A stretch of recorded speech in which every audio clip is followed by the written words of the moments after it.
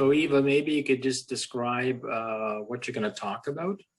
And I guess if we're going to have a Q&A, we're going to have to kind of organize that. I'm thinking you start off with, typing your question in the chat or a point, and then we'll call on you, I guess, and you can actually speak to that point.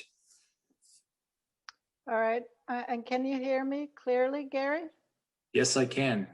Great. All right. So welcome, everyone. This is session 4, and we have about 25 very brief minutes to discuss the kind of trips you'd like to do this summer, if you think it's possible in the territories. Also, what you know about that right now and in foreseeable future in terms of COVID. And we would love to hear particularly from those of you who live up there so that you can inform us. And yeah, what you think about the travel situation in the summer. So this is a space to discuss your personal perspectives, or if you're a member of a club and dealing with insurance issues and other issues, please share those. Or if you represent a business that is involved in canoe or outdoor adventure, you're also welcome to share. And I would ask you to keep your share short, maybe up to about 2 minutes, so that many of us can share.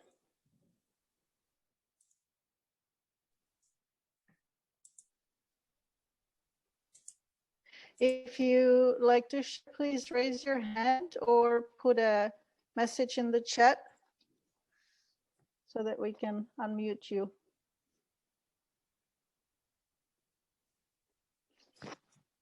Maybe I can start off. As a chair of the Go for it, Gary. Oh, sorry. Yes, as the chair of the WCA, we have our, every couple months a board meeting.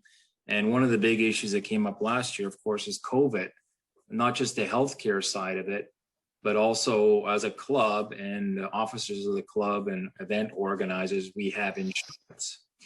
And what happened was our insurance actually got delayed. We usually get it around March, April, and it got delayed all the way to about midsummer because the insurance companies were dealing with COVID, which was a brand new issue.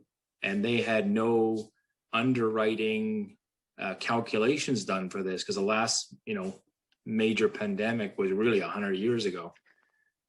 So we are struggling with insurance right now where all insurance companies that we know of will not cover COVID. And that puts our executive and any organizer under a lot of risk of being sued, and the insurance company won't step forward and throw a lawyer in front of whoever's suing us. It would be our own nickel to hire lawyers and stuff. So that's a big issue. Now, recently, the government just introduced a new bill, which makes it a higher threshold for people to sue people or clubs. But it's still a risk. Anybody can sue anybody. And you always go through like preliminary meetings before you actually get to a court. And that's a big issue for basically every club. And I'm thinking every business. The advantage of business they can call themselves a company and somebody will sue that company, but they could, their personal wealth is divided from the company. When you're running a club, when they sue you, they basically are suing you. So that's an issue. So maybe I was just thinking, maybe in the audience, does anybody have similar experiences with other clubs or businesses, or if you're a business up north providing a service, how do you handle it? Yeah, I'm on the board of Ontario Nature. I'm Brian, by the way. Hey, Brian. So you can check out the Ontario Nature Network. There's about 150 organizations now and clubs that are part of our network, and they all get insurance under our umbrella program.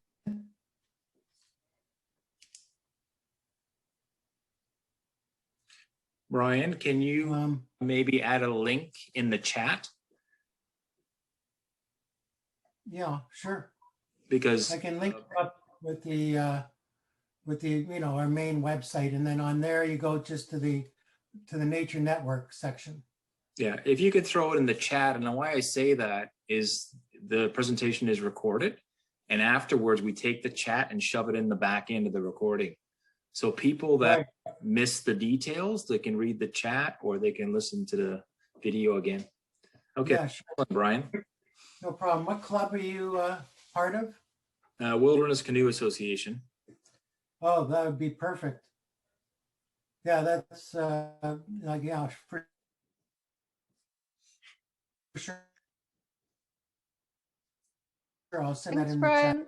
Brian. From Yellowknife would like to share with us. Hi, Iva, can you hear me? Good Great. to see you, My Dan. name is Yes, Dan we Wong, and I can. run a canoe and kayak company up here in Yellowknife called Jack Pine Paddle. And obviously, we've been following the border situation closely since it's been closed to leisure travel last March. And I don't know what's going to happen this summer. It's not up to me, but I can sort of tell you like the best information that I know. I guess for me, I think overall it's getting a little bit more pessimistic every day that moves on, but there's still quite a bit of time between now and the summer. I'm gonna put something in the chat right now. This was an interview with the chief the last time she's spoken publicly about the border restrictions. She was asked questions on CBC North. You have to open up the link. Unfortunately, it's only available on Facebook from CBC North. So basically, she was asked, when is the border going to open up? And, she said there's a couple things that they're looking at. Right now, they need to know if vaccination means that we're going to be safe to transmit it or not. Because that as science isn't out yet, and they need to know what vaccination means for transmission. She has given us an update that 1/3 of Northwest Territories residents have their first shot, which is amazing. And by the end of March, it looks like all the Northern Territories will be on track to have 75% of their population vaccinated, at least for the first shot. So that's really, really good.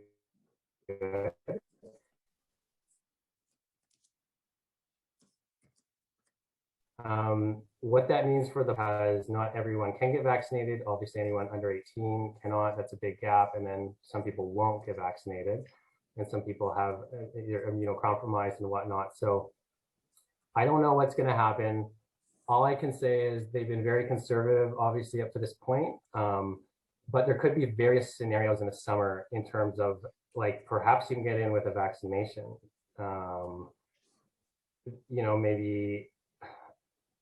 Maybe Canadians could get in with vaccination. Maybe Canadians and Americans could get in with vaccinations if that border is opened up as well. Maybe the border will be completely closed. There's just so many different scenarios, but I think, they really haven't given any timelines. They haven't given any like goals to track or any statements to hold them to anything. I think the reality is they don't know what's going on, and the more the north. So if you were to ask me to look through the tea leaves or the looking glass and say, what would I think? It's like it kind of changes almost week by week. Like a few weeks ago, I was really optimistic. Now I'm slightly getting more pessimistic. I know there's a couple of clients actually. I have, a hi Ellen and Anne signed up on our trips right now. I guess that's the best information I can give you guys right now. Thank you. All right. We've got Alan Pace can jump in. He's got something to offer also from the Northwest Territories. Alan, if you unmute and turn your video on. Perfect. Can you hear me all right? Yeah, we can, Alan.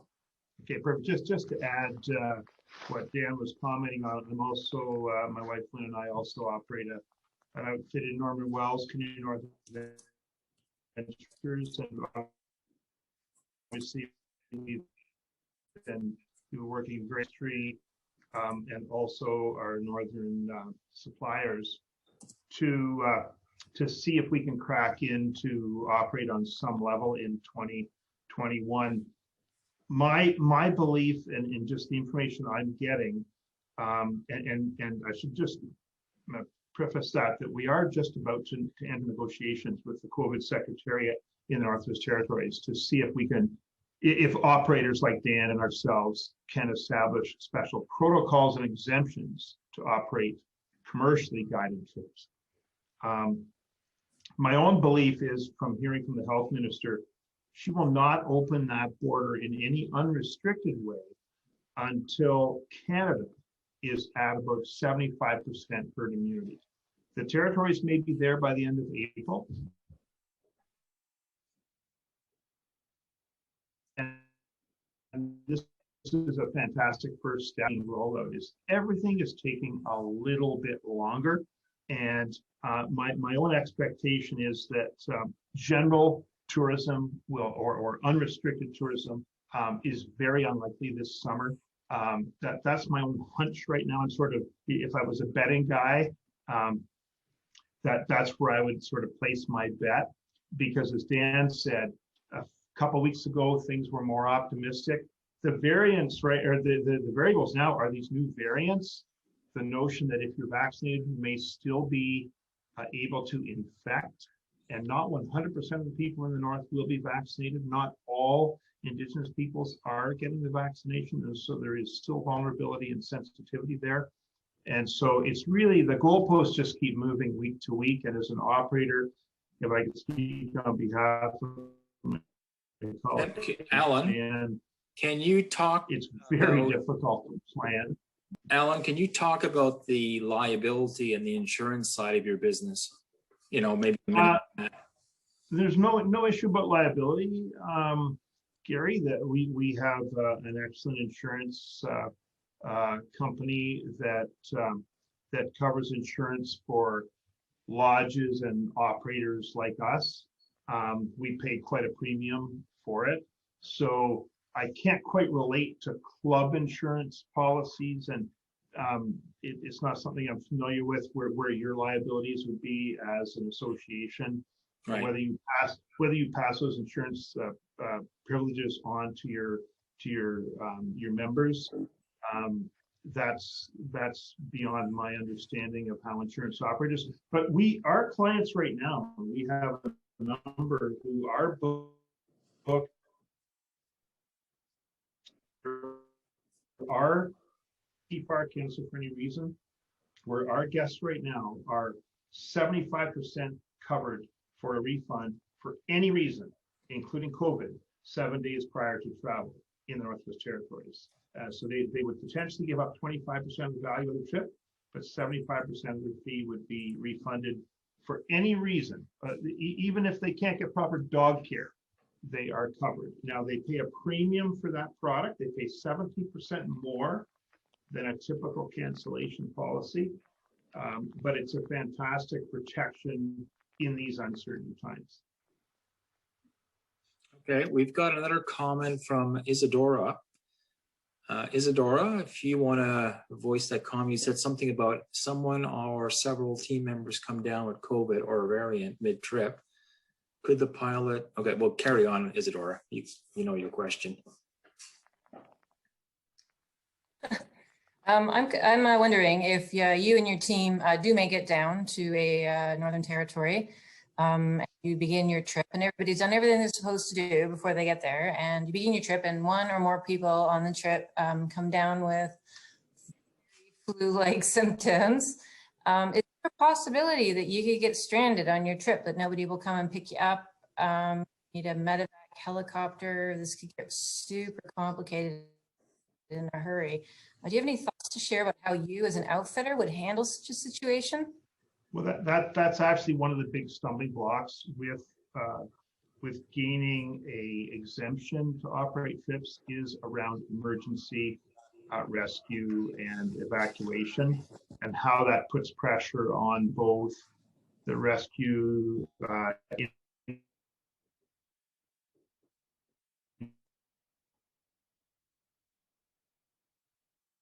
infrastructure and healthcare. my understanding is through, and maybe even a short isolation period to allow for testing to occur. If someone did develop symptoms while on trip, they would have to be removed from the trip and isolated for 14 days in our closest community, which for us would be Norman Wells. So there are so many variables. It's extremely stressful to imagine that we can cover all of these scenarios. And of course, there's cost related to all of these scenarios and anxiety related to all of these scenarios. So it's very difficult to get solid answers from the government because they're still establishing where they're at, and the variant has really thrown a wrench into the natural progression of knowledge, and it's I think it's throwing up a bit of a fence right now at an easy transition into operations this summer. We've got a question from Roland Paris. Roland, do you want to throw your question out to the group? Sure, happy to. First of all, thank you for sharing the information. We had a trip planned for last year, and Alcan Air was one of the services that was going to be helping us out.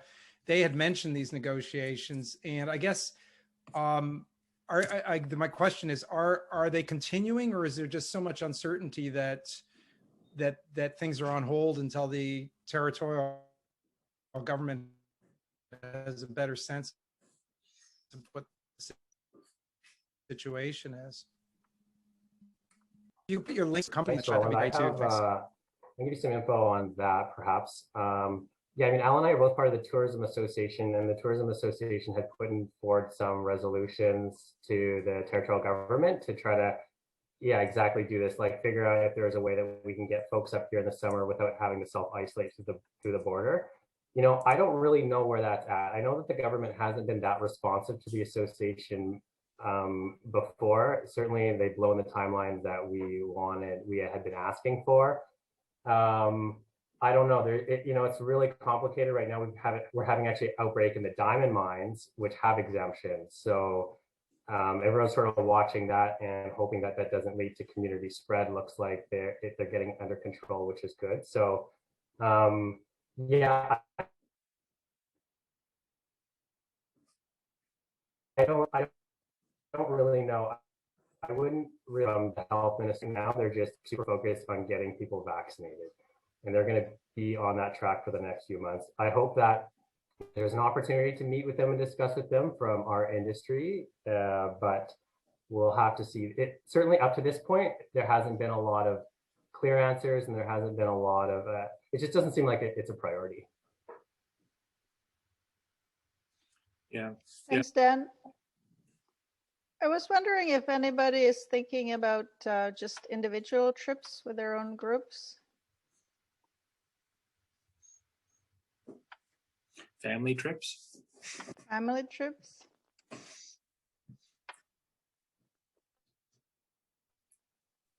It's the only option right now.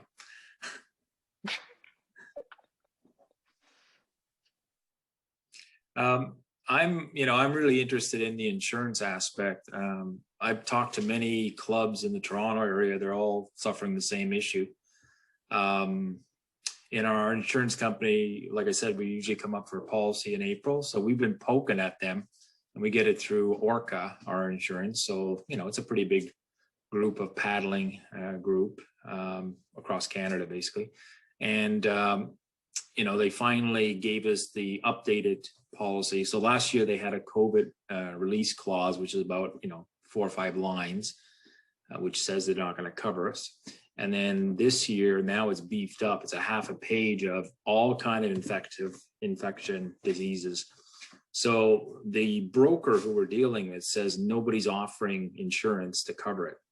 I don't know if I believe them. I'm going to research that. But if anybody in the audience, either a club or a private company, what does your policy? And I'd love to hear from somebody says, oh, Manulife is offering, I'm going to go to Manulife. And the premium might be high, but we can't really launch physical events unless the executive and the people that are launching the events have insurance. And I'm still wondering about private businesses, how they handle it. The only thing I could see is the business is a shell, and the people outside that, your personal value is protected because you're outside the business. With a club, it's a little bit of the line's not there, you know? So. Thanks, Gary. I'm just going to read a few comments here from the chat for the sake of time, saving time. Ian Richard says we were planning to travel from the UK in 2021, but have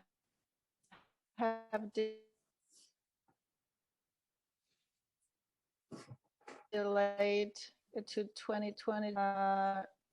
Jim, I checked out Jack Pine Paddle for a trip this summer, but given the uncertainty, have decided to wait until 2022. Bruce Belair. Hi, this is Beth and Bruce. Yes, we were considering a trip with other friends. We postponed from last year and we were hoping for this year, but given what we have just heard, I doubt it will happen in 2022.